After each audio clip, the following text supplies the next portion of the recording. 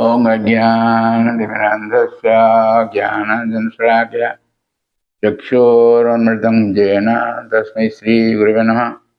Hare Krishna, dear devotees, welcome to our ISKCON official YouTube channel.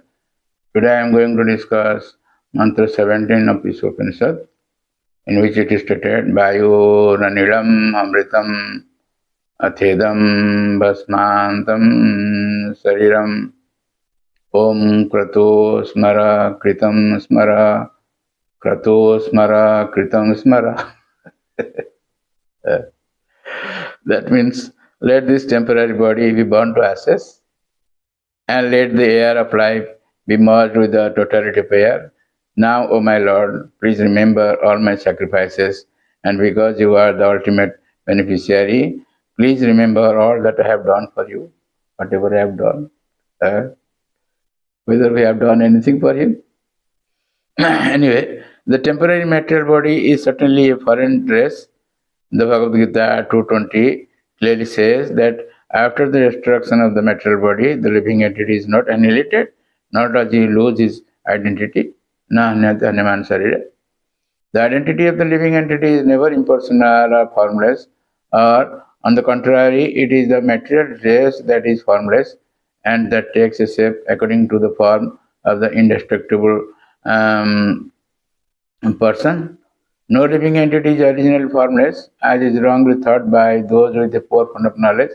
This mantra verifies the fact that the living entity exists after the annihilation of the material body.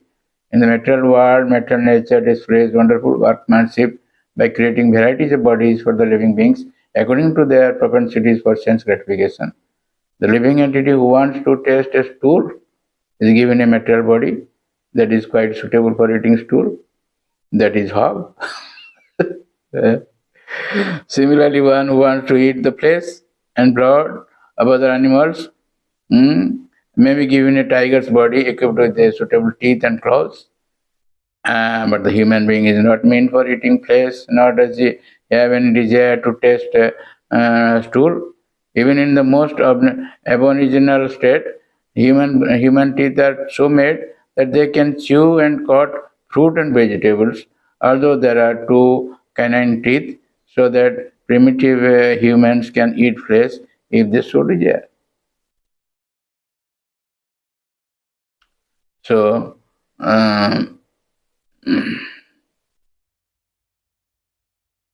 but in any case, the material bodies of all animals and men are foreign to the living entity. They change according to the living entity's desire for sense gratification. In the cycle of evolution, the living entity changes bodies one after another. When the world was full of water, the living entity took an aquatic form. Then he passed the vegetable life, from vegetable life to worm life, from worm life to bird life, from bird life to animal life, and from animal life to the human form. The highest developed form is this human form when it is possessed of a full sense of spiritual knowledge. The highest development of one's spiritual sense is described in this mantra. One should give up the material body, which will turn to ashes, and allow the air of life to merge into the eternal reservoir of air. This is Bhashtra Mahatattva. The living being's activities are performed within the body through the movement of different kinds of air, known in summary as prana vayu. The yogis generally study how to control the airs of the body. The soul is supposed to rise from one circle of air to another until it rises to the Brahmarandra, the highest circle. From that point, the perfect yogi can transfer himself to any planet he likes. The process is to give up our material body and then enter into another. But one material body and enter into another body. But the highest perfection of such changes occurs only when the living entity is able to give up the material body altogether, as suggested in this mantra, and enter into the spiritual atmosphere where he can develop a completely different type of body, a spiritual body, which never has to meet death or change. Here in the material world, material nature forces the living entity to change his body due to his different desires for sense gratification. These desires are represented represented in the various species of life, from from germs to the most perfected material bodies, those of Brahma and the demigods. All of these living entities have bodies composed of matter and different shapes. The intelligent men see oneness not in the variety of the bodies, but in the spiritual identity. The spiritual spark, which is part and parcel of the Supreme Lord, is the same whether he is in a body of a hog or in the body of a demigod. The living entity takes on different bodies according to his pious and various activities, vicious activities. Sadasad Jani Janmasu. Pious and vicious activities. And the human body is highly developed and has full consciousness. According to the Bhagavad Gita 7:19, the most perfect man surrenders unto the Lord after many lifetimes of culturing knowledge. The culture of knowledge reaches perfection only when the knower comes to the point of surrendering unto the Supreme Lord Vasudeva. Otherwise, even after attaining knowledge of one's spiritual identity, if one doesn't come to the point of knowing that the living entities are eternal parts and parcels of the whole and can never become the whole, one has to fall down again into the material atmosphere. Indeed, one must fall down even if he has become one with the Brahmajyoti. So, as we have learned from previous mantras, the Brahmajyoti emanating from the transcendental body of the Lord is full of spiritual sparks that are individual entities with the full sense of existence. Sometimes these living entities want to enjoy their senses, and therefore they are placed in the material world to become false lords under the dictation of the senses. The desire for worship is the material disease of the living being. Sorry.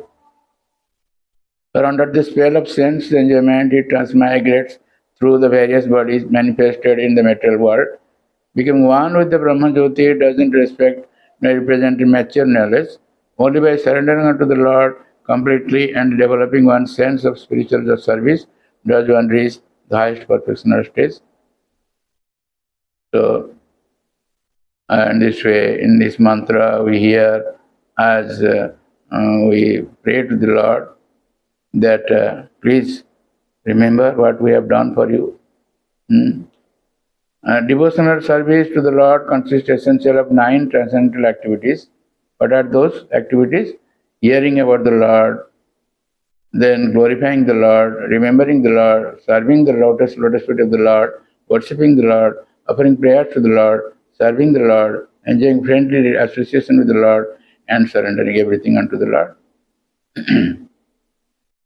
These 9 principles of devotional service taken altogether by or one by one help a devotee remain constantly in touch with God. In this way, at the end of life, it is easy for the devotee to remember the Lord. By adopting only one of these 9 principles, the following renowned devotees of the Lord are able to achieve the highest perfection. Who are they? By hearing of the Lord Maharaj Parikshit, the hero of Srimad Bhagavatam, attained the desired result. Just by glorifying the Lord, Sukadeva Goswami, the speaker of Srimad Bhagavatam, attained this perfection. By praying to the Lord, Akrura attained the desired result. By remembering the Lord, Prahlad Maharaj attained the desired result. By worshipping the Lord, Puthu Maharaj attained perfection. By serving the lotus feet of the Lord, the goddess of fortune Lakshmi attained perfection. By rendering personal service to the Lord, Hanuman attained the desired result. Kapipati Das says,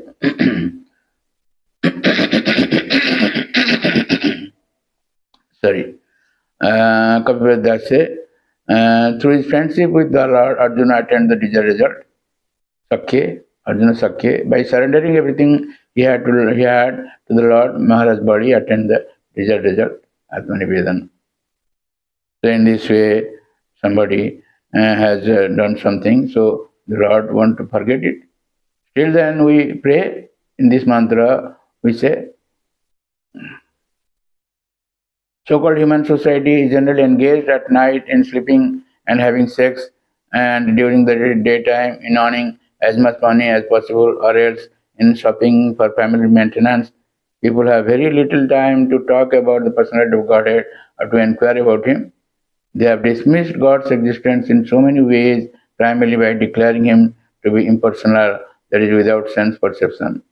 But in the Vedic literature, whether the Upanishads, Vedanta Sutra, Bhagavad Gita, or Srimad Bhagavatam, it is declared that the Lord is sentient being and is supreme over all other living entities.